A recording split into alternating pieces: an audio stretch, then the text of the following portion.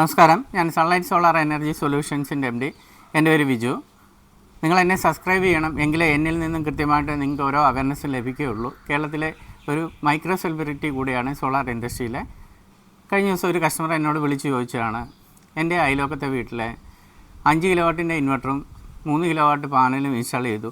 On grid plant ആണ്.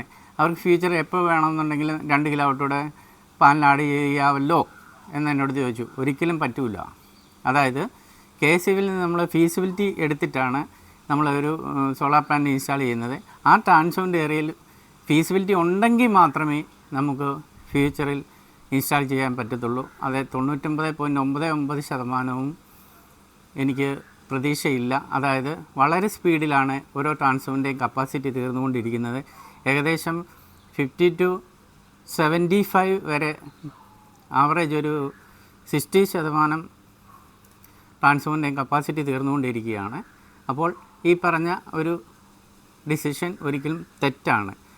ഒരു വെണ്ടറും അങ്ങനെ പറഞ്ഞ് കസ്റ്റമറെ തെറ്റിദ്ധരിപ്പിക്കാൻ പാടില്ല.